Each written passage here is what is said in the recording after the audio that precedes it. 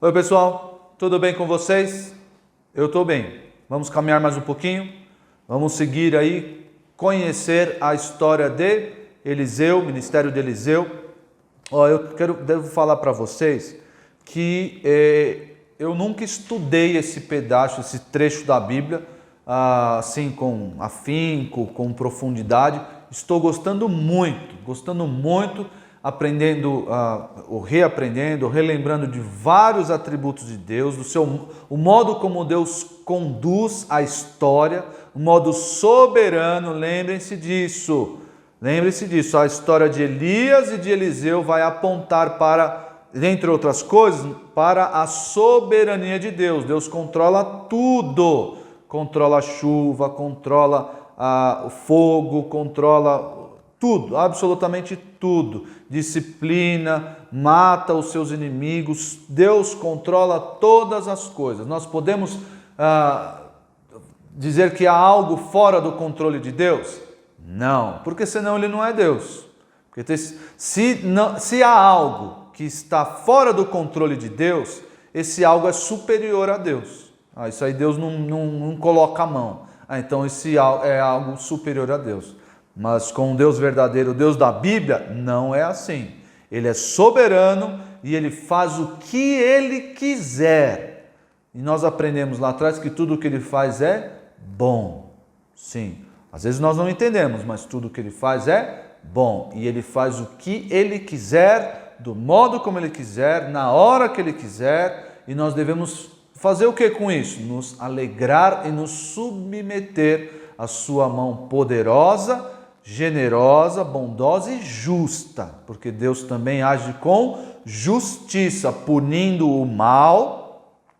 Mais cedo ou mais tarde Deus pune o mal e disciplina seus filhos.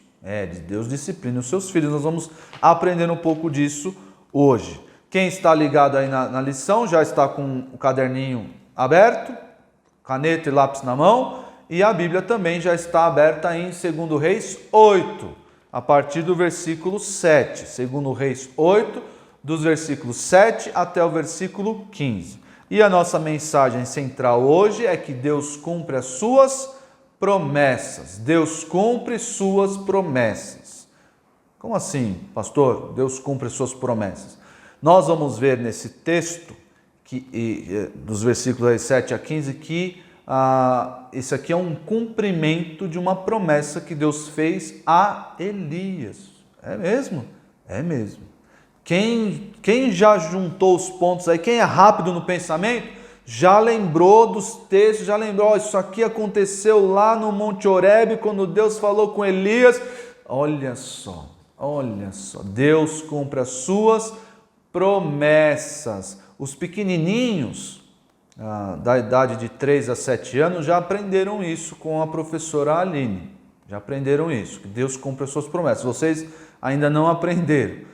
Espero que todos saibam, né? Deus cumpre, Deus é fiel, Deus cumpre a sua palavra. Se Ele prometeu, mais cedo ou mais tarde, Ele vai cumprir, sempre no seu tempo, porque Ele é, no tempo dele, né? Porque Ele é soberano, tá bom? Então vamos ver que promessa é essa que você está falando, pastor Isaac.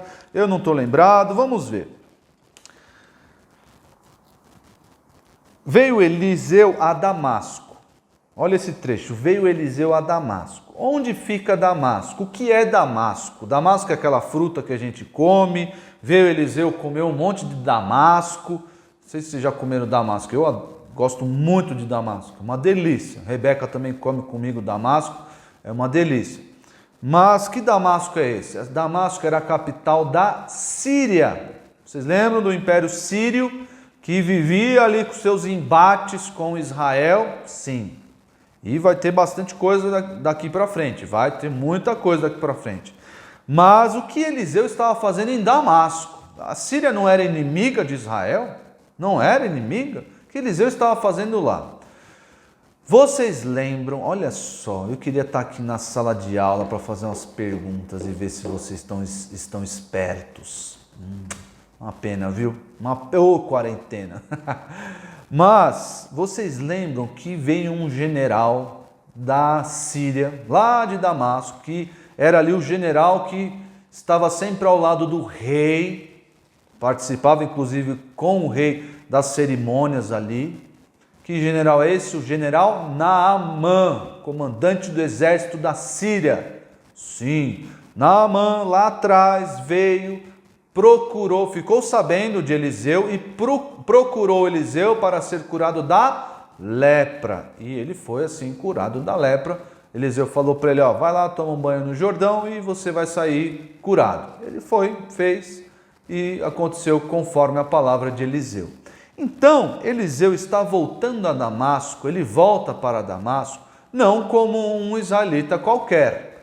Provavelmente Naamã levou essa informação para lá, o que aconteceu com ele, e as pessoas conheciam Eliseu, pelo menos de ouvir falar, ó, o profeta que curou o general, não era qualquer pessoa. Mas não era... quem acompanha, difícil, vocês não sei se vocês acompanham as aulas das crianças, acho que não. Mas os pais, provavelmente que têm aí filhos nas duas idades, vão entender porque a professora Aline está dando aulas agora numa série que chama Longe de Casa. Mas como assim longe de casa? Começou com o profeta Jonas. Quem conhece a história do profeta Jonas sabe que ele foi mandado por Deus para pregar longe de casa, longe de Israel. Ele foi pregar na Assíria. Sim, foi pregar aos assírios, lá na cidade de Nínive. Foi pregar lá. Deus mandou ele pregar lá. Por quê? Porque Deus queria usar de misericórdia para com aquele povo e perdoar aquele povo. E assim Deus o fez. E Jonas ficou irritado. Por quê? Porque a vontade dele era dar atenção para Israel. Mas Israel não estava querendo saber de Deus. Não estava querendo saber de Deus. E assim como Jonas, na época de Jonas, Eliseu é quase contemporâneo de Jonas, ali alguns anos de diferença. Assim como assim como Jonas, Eliseu saiu de casa, foi para longe de casa, foi para Damasco. E o que ele foi fazer lá? Ele foi cumprir uma promessa que Deus tinha feito para Elias. Sim, foi cumprir uma promessa que Deus tinha feito para Elias. E que promessa é essa? Vamos lá, 1 Reis 19, no versículo 15 e 16. 19, Elias lá no Monte Horebe, Elias meio chateado, Elias já estava cansado, falou, Senhor, só sobrou eu, estão querendo me matar, eu não aguento mais, eu estou cansado de tudo isso. Israel vive em pé de guerra com a Síria, não aguento mais, Senhor, não aguento mais. E aí Deus dá uma injeção de ânimo em Elias. E como ele dá essa injeção de ânimo? Fazendo promessas. Sim, sabiam que as promessas de Deus devem servir para nos animar? Sim. Se você está meio desanimado com a vida cristã, relembre as promessas de Deus. Sim, as promessas que Ele tem feito para nós. São várias promessas, muitas promessas. E aí, essas promessas servirão de ânimo, assim como serviu para Eliseu, para Elias, lá no primeiro livro dos Reis, no capítulo 19. Veja aí, versículo 15. Depois de Elias falar tudo isso, estou cansado, Senhor, o pessoal está querendo me matar. Olha só o que Deus disse para Elias. Volta ao teu caminho para o deserto de Damasco, e em chegando lá, unge a Azael rei sobre a Síria. E Elias não fez isso? Por que Elias não fez isso? Calma lá, tem mais parte aqui na promessa. Essa promessa aqui, ungir Azael rei sobre a Síria, por que Elias vai fazer isso? Ben-Hadad vivia em pé de guerra, era um inimigo declarado ali, apesar de ter feito uma aliança ali temporária com Acabe, vivia em pé de guerra, vivia querendo acabar com Israel. Vivia ali querendo acabar com Israel e Elias não aguentava mais. Então, ungir Azael rei sobre a Síria era mudar de rei, era destituir Ben-Hadad, que vivia aí dando dor de cabeça, e ungir outro rei. Claro, Deus não deu detalhes de como seria esse rei, como seria esse Azael. Mas, na cabeça de Elias, é algo bom, é uma promessa boa, aí, porque vai sair Ben-Hadad, talvez esse Azael aí seja parceiro. E aí, versículo 16, unge a Jeú, filho de Ninsi, ungirás reis sobre Israel. Olha, outra promessa boa, porque Acabe só dava dor de cabeça. Acabe era um idólatra contumaz, obstinado. E Deus faz essa promessa, você vai ungir Jeú, rei sobre Israel, vai mudar o rei. Aí Elias vai ficar mais, poxa, eu estou mais animado agora, porque saindo Acabe, acho que alguma coisa vai melhorar. Essa pode ter sido a expectativa ali de Elias, a injeção de ânimo em Elias. E quem mais? E também Eliseu, filho de Safate, de Abel-Meolá, ungirás profeta em teu lugar. Tá bom? Então, esse foi o cumprimento, esse capítulo que nós estamos vendo aqui, no capítulo 8 do segundo livro dos Reis, dos versículos 7 a 15, é o cumprimento da primeira parte daquela promessa que Deus fez a Elias. A promessa que foi cumprida aqui em Elias? Não, em Eliseu. Mas Eliseu era sucessor de Elias, então estava tudo dentro de casa, estava tudo aí nos conformes, de acordo com a profecia ou a promessa de Deus, sabendo que Deus cumpriu essa promessa agora. E aí o que aconteceu? Ben-Hadad estava doente. Ben-Hadad, rei da Síria, estava doente. E aí falaram para ele, o homem de Deus é chegado aqui. Eliseu estava ali em torno da cidade, estava e Ben-Hadad soube, mas ele estava doente. O que ele fez? Ele disse, Azael, vai lá consultar o homem de Deus para ver se eu vou sarar dessa doença. Mas não vá de mãos vazias, não vá de mãos vazias.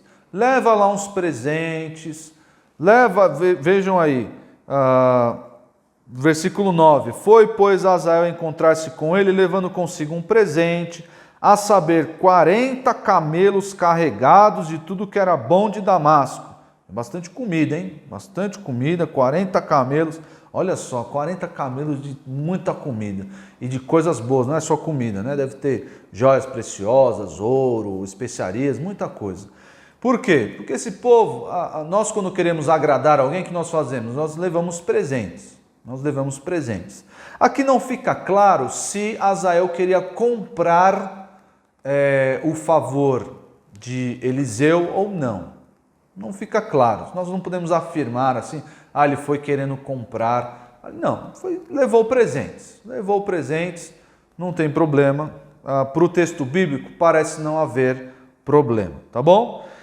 E aí ele perguntou, chegou-se diante dele e disse, teu filho Ben-Hadad, rei da Síria, me enviou a perguntar-te, sararei eu esta doença? Azael falando com Eliseu. Eliseu lhe respondeu, vai e dize-lhe, certamente sararás. Olha aqui que notícia boa, Ben-Hadad, você vai sarar dessa doença. Ufa, mas ele estava dizendo isso para quem? Para Azael. Calma lá, quem que vai ser o rei da Síria, segundo a promessa de Deus a Elias? Quem ia ser rei na Síria, em Damasco? Azael. Mas Azael era o servo do rei. Esse mesmo servo aí não era qualquer servo, não era um escravo qualquer, era alguém próximo do rei, mas não era filho, não era da descendência real. Os escritos assírios vão falar acerca de Azael, descrevendo ele como um filho de ninguém. É assim que ele é descrito pelos assírios nos seus escritos antigos. Era um filho de ninguém. Era um Zé Ruela lá qualquer. Por quê? Por que ele é descrito assim? Porque ele não tinha descendência real, porque ele era alguém da plebe, alguém que não era da realeza. E ele assumiu o reinado? Assumiu. Olha só. Por promessa de Deus? Por promessa de Deus. Olha só que bênção. Calma que a gente vai chegar lá. Vamos ver se esse Azael vai ser uma bênção mesmo ou não. Certamente sararás, versículo 10. Porém, o Senhor me mostrou que ele morrerá. Ih, rapaz, imagina levar essa notícia para o rei. Você vai sarar dessa doença, mas você vai morrer. Como assim, moço? Eu vou sarar e vou morrer? Você vai morrer de outro jeito. Olha só que maneira que o rei Ben-Hadad vai morrer. Vejam aí versículo 11. Olhou Eliseu para Azael e tanto lhe fitou os olhos que este ficou embaraçado. O que significa isso? Como se eu estivesse olhando assim vocês nos olhos. Olhando. Bem, como se eu estivesse vendo algum filme se passando nos seus olhos. E a pessoa ficou assim, querendo... Você está me olhando, rapaz? O que está acontecendo? É difícil a tradução aqui desse termo embaraçado. Mas a reação aqui é mais ou menos essa. A pessoa tanto te encarar, você ficar ali meio incomodado. O que está acontecendo? Está me olhando desse jeito? Foi assim que Azael ficou. Mas parece que Eliseu estava vislumbrando ali algo terrível. Algo terrível. Porque olha o que aconteceu com ele.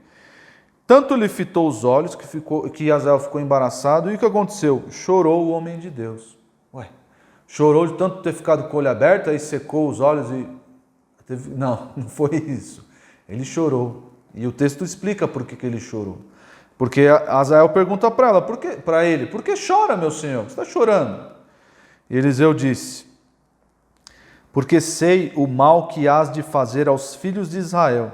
Deitarás fogo em as suas fortalezas, matarás a espada os seus jovens, esmagarás os seus pequeninos e rasgarás o ventre de suas mulheres grávidas. Olha só que desgraça que esse homem vai fazer em Israel. E Eliseu viu tudo isso. Eliseu, profeta do Senhor, viu tudo isso. Era justo o seu choro, o seu lamento? Claro. Olha o que ele viu, tamanho da desgraça que ele viu. Cumprimento ali da promessa de Deus. Era uma promessa, no final das contas, foi uma promessa boa ou ruim? Deus está cumprindo os seus propósitos. E aqui, essa visão de Eliseu é uma visão de disciplina. Uma visão da disciplina de Deus sobre Israel. Tudo isso que vai acontecer é a disciplina de Deus sobre Israel. Por quê? Porque Israel abandonou a Deus. Israel adorava outros deuses, adorava Baal. Israel se esqueceu de Deus e Deus vai trazer o que sobre eles? Por meio de Azael, a disciplina. Então Deus estava cumprindo a sua promessa? Sim. Mas nem todas as promessas de Deus são boas aos nossos olhos. Tudo que Deus faz é bom, claro. Mas essa desgraça toda era a disciplina de Deus, era uma promessa. Elias não sabia disso. Deus não revelou para Elias isso. Revelou somente para Eliseu. E Eliseu viu o tamanho da desgraça e ele ficou triste. Triste porque ele viu a disciplina, a desgraça que ia acontecer com Israel por causa do seu afastamento contra Deus. Sobre disciplina, eu quero que você abra a sua Bíblia em Provérbios no capítulo 3. Provérbios no capítulo 3 fala um pouquinho sobre a disciplina de Deus, ou a disciplina que os nossos pais aplicam sobre nós. E também no versículo 12 fala sobre a disciplina de Deus. Vejam aí, Provérbios 3, 11. Filho meu, não rejeites a disciplina do Senhor. Não te enfades ou não fique cansado, não fique ali entediado, não despreze a repreensão de Deus. Não despreze, não te enfades da sua repreensão. Porque o Senhor repreende a quem ama, assim como o pai ao filho, a quem quer bem. Então, quando o seu pai te disciplina, quando o seu pai vê que você comete um pecado, está com o coração obstinado e disciplina você, você deve acatar isso. Você deve receber essa disciplina com alegria e se arrepender. Claro que tem que se arrepender. Não adianta ficar sendo disciplinado para sempre. Israel foi disciplinado várias vezes pelo Senhor, até que veio a última disciplina. Foi ali o exílio. Vou tirar o Israel da terra, ver se eles mudam de coração. Deus fez isso. E o texto aqui de Provérbios diz para não desprezarmos. Quando somos disciplinados por Deus, nosso coração deve se submeter, aceitar a disciplina e nos arrepender dos pecados. Vejam aí no capítulo 12, versículo 1. Quem ama a disciplina, ama o conhecimento. Então a disciplina é algo bom. Sim, Deus está cumprindo a promessa em Israel, mas é algo bom. Mas o que aborrece a repreensão é estúpido. Aquele que é disciplinado, não muda a sua conduta, não muda o seu pensamento, essa pessoa é estúpida. Porque ele aborrece a disciplina. E capítulo 15, versículo 10, diz assim: disciplina rigorosa há para o que deixa a vereda, e o que odeia a repreensão morrerá. Aqui já é o caso extremo, aquele que é disciplinado e não ouve a disciplina, não muda a sua conduta e despreza, a Bíblia diz que esse aí morrerá. Sim. Então, Deus estava cumprindo a sua promessa? Sim, Ele cumpre as suas promessas, inclusive as suas promessas de disciplina. Disciplina estava trazendo sobre Israel. Tá bom? Aqui vem a nós uma pergunta interessante. Vamos terminar de ler o texto? Versículo 13. Olha só que legal. Versículo 13. Tornou Azael: pois que é teu servo este cão para fazer tão grandes coisas? Olha que dissimulado. Que dissimulado. Eliseu acabou de falar: você vai matar, você vai fazer toda essa atrocidade. Eu acabei de ver nos seus olhos que você vai fazer toda essa atrocidade contra Israel. E aí Azael vem: que este cão, dizer que este cão ele está se humilhando, mas essa é uma humilhação mentirosa. Vocês vão ver por que uma humilhação mentirosa. Não, eu sou um insignificante, eu não sou ninguém. Eu fazer isso? Respondeu Eliseu: o Senhor me mostrou que tu has de ser rei da Síria. Uau! Isso subiu a cabeça de Azael. O Senhor, Deus de Eliseu, mostrou que eu vou ser rei da Síria. Subiu a cabeça. Quer ver como subiu a cabeça dele? Em versículo 14. Então deixou a Eliseu e veio ao seu senhor, o qual lhe perguntou. Então Azael foi até Ben-Hadad, e Ben-Hadad perguntou: o que disse Eliseu? Respondeu ele: disse-me que certamente sararás. Olha só, boa notícia. Mas ele deu só metade da notícia. Só foi metade. Eliseu falou muitas outras coisas e Azael não falou isso para Ben-Hadad. Olha o versículo 15. No dia seguinte, Azael tomou um cobertor, molhou-o em água e o estendeu sobre o rosto do rei até que morreu. E Azael reinou no seu lugar. Subiu a cabeça. Ele foi lá e matou o rei. Matou o rei para assumir o trono. E foi assim. Nos próximos capítulos nós vamos ver o que Azael fez, aí os embates da Síria contra Israel, e uma coisa terrível. Mas aprendemos hoje que Deus cumpre as suas promessas. Mas nos vem uma pergunta legítima. Uma pergunta legítima decorrente disso que Eliseu viu. Eliseu não era israelita? Claro, Eliseu era israelita. Eliseu viu ali nos olhos de Azael tudo o que ele faria, aquela desgraça toda. O texto é forte, que rasgarás o ventre de suas mulheres grávidas. Nossa, vai fazer tudo isso, esmagarás os seus pequeninos, vai matar criança, vai matar bebê que está na barriga da mamãe. Nossa, olha só que desgraça. Por que e a pergunta que nos vem, talvez já tenha vindo aí até você: por que Eliseu não parou tudo isso? Por que Eliseu não matou Azael ali na hora e acabou com tudo isso? Por que não acabou? Não parou? Por que Eliseu não fez isso? Será que Eliseu é tão assim, não está nem aí para Israel? Não quero saber de Israel também, deixa ele fazer isso aí. Porque se tivesse matado Azael, nada disso teria se cumprido. Só que, meus queridos, isso era uma visão, algo que Eliseu viu vindo do próprio Deus, da parte de Deus, era o cumprimento de uma promessa que Deus fez a Elias. Eliseu sabia disso, sabia dessa promessa, que Elias deveria ungir, por meio dele, né? Por meio de Eliseu, ungir Azael, rei sobre a Síria. Era uma promessa de Deus, Deus falou, isso vai se cumprir. E Eliseu não podia frustrar os planos de Deus. Alguém pode frustrar os planos de Deus? Se alguém puder frustrar os planos de Deus, esse alguém é maior do que Deus. E nós sabemos que não há ninguém maior do que Deus. Deus é soberano, Ele faz o que quer, quando quer, do jeito que quer, do jeito que quiser. É assim que Deus age. Apesar de nós vemos aqui Deus cumprindo as suas promessas, é uma promessa boa, envolve disciplina. Disciplina é algo duro, algo pesado, mas a disciplina nós vimos lá em Provérbios que é algo bom e que Deus disciplina os seus filhos. E Deus quer que Israel se volte para o caminho. É um conteúdo bom, mas Israel tinha um coração endurecido, complicado.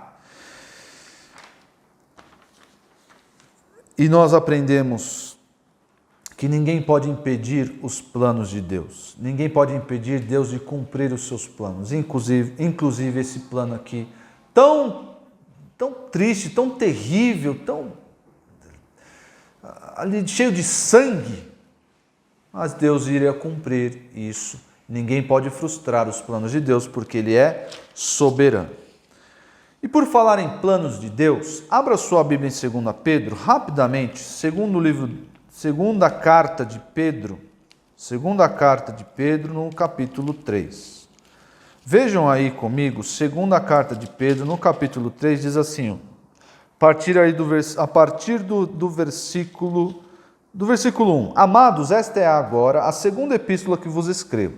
Em ambas, procuro despertar com lembranças a vossa mente esclarecida. Vejam aqui as promessas, Pedro vai usar aqui das promessas, aqui, ó, para que vos recordeis das palavras que anteriormente foram ditas pelos santos profetas, as promessas de Deus, suas profecias acerca do futuro, as promessas de Deus que se cumprem, elas servem para quê? Para nos animar, para recordar, para despertar a nossa mente já esclarecida, bem como o mandamento do Senhor e Salvador, ensinado pelos vossos apóstolos. Tendo em conta, antes de tudo, que nos últimos dias virão escarnecedores, com seus escárnios, andando segundo as suas próprias paixões, e dizendo, onde está a promessa da sua vinda? O pessoal vai chegar nos últimos tempos, agora, o momento onde nós estamos vivendo. Esse momento, as pessoas não dizem, cadê Jesus? Ele disse que ia voltar, cadê? Promessa que o Senhor vai vir nos resgatar, vai vir nos buscar, é uma promessa que vai acontecer. E as pessoas vão dizer, cadê esse Jesus? Entra dia, sai dia, não acontece. Essa promessa deve servir para nos animar, porque Deus cumpre as suas promessas. Ele vai cumprir essa promessa um dia. E eles falam, esquecem deliberadamente, não querem nem saber disso daí. Vejam o versículo 8. Há todavia uma coisa, amados, que não deveis esquecer, que para o Senhor um dia é como 1000 anos e 1000 anos como um dia. Deus cumpre as suas promessas quando Ele quer, quando Ele quiser. Não retarda o Senhor a sua promessa, como alguns a julgam demorado. Pelo contrário, Ele é longânimo para convosco, não querendo que nenhum pereça, senão que todos cheguem ao arrependimento. Deus é longânimo, Deus quer cumprir a sua promessa, mas Ele é longânimo para que as pessoas confiem, para que as pessoas sejam convertidas e ouçam a mensagem do Evangelho. Isso deve causar no nosso coração uma esperança, um ânimo, pregar o Evangelho e viver para o Senhor. Se você não tem essa promessa, se converta agora, confie no Senhor Jesus, se arrependa dos seus pecados e aí você pode usufruir dessa promessa, dessa certeza de que Deus cumpre as suas promessas e Ele vai cumprir no futuro essa promessa de nos buscar. Os versículos de hoje, para vocês decorarem, são dois versículos fáceis. O primeiro está lá em Jó 42, 2. Jó 42, no versículo 2. Jó 42, no versículo 2, diz assim: bem sei que tudo podes, nenhum dos seus planos pode ser frustrado. Bem sei que tudo podes, nenhum dos seus planos pode ser frustrado. E Efésios 1, no versículo 11. Nele digo, no qual fomos também feitos herança, predestinados segundo o propósito daquele que faz todas as coisas, conforme o conselho da sua vontade. Lembrando aí que Deus faz tudo conforme lhe apraz, ninguém pode parar Deus, mas ele cumpre as suas promessas. Isso é reconfortante para nós, tá bom? Deus abençoe vocês, aguardo vocês semana que vem. Tchau, tchau.